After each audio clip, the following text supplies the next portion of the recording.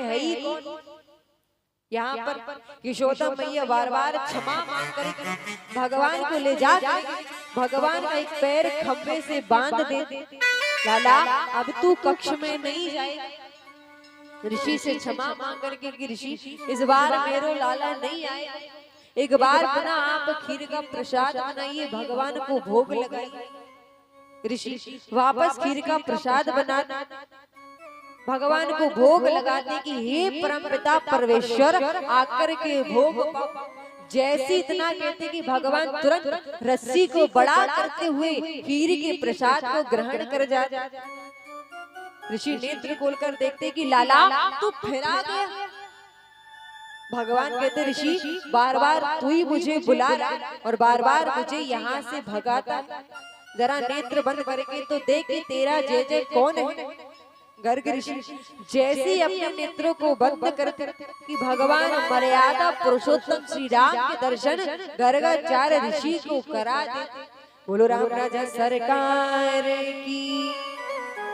दर्शन करते ऋषि खीर के पात्र को उठा करके सारी खीर का प्रसाद ग्रहण कर जाते। यशोदा मैया कहती कुछ समय तक तो ये चिल्ला रहे थे कि मेरे प्रसाद को झूठा क्यों क्यों, अब सारे झूठे प्रसाद को स्वयं ग्रहण कर। मुझे लगता है ऋषि खीर बनाते बनाते परेशान हो, इसीलिए सारे प्रसाद को ग्रहण कर। इस प्रकार गर्गाचार्य ऋषि को भगवान मर्यादा पुरुषोत्तम श्री राम के दर्शन करा। अब भगवान सोचते कि प्रथम बार जब मैंने माखन की चोरी की तो प्रथम बार में पकड़ा गया, एक बार पुनः घर पर माखन की चोरी करते दे। दोपहर के समय चुपचाप माखन के कमरे में जाकर माखन की मटकी में जैसी हाथ डालते कि पीछे से यशोदा मैया जा। लाला भगवान डर जाते कि कहीं ऐसा तो नहीं कि मैया ने मुझे माखन खाते हुए देख लिया। लाला एक बात बता, तू माखन के कमरे में क्या कर रहा था। भगवान कहते मैया सच बताऊं मोए माखन को लोभ ना है। जब लाला तुझे माखन का लोभ नहीं है तो तू माखन की मटकी के पास क्या कर रहा है।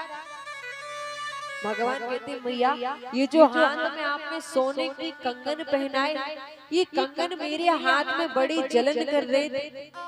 मैंने सोची जरा माखन की मटकी में हाथ डाल लूंगा तो मेरे हाथों में ठंडक पड़ जाएगी।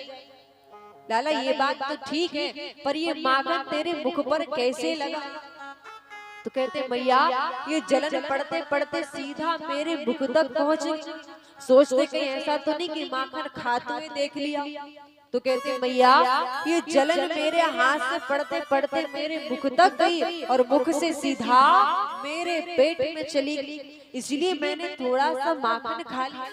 किंतु मैया मोए माखन को कोई लोभ ना है, मैं आपका माखन नहीं खाती। जब आप प्रेम से देते उसी माखन को मैं पाता।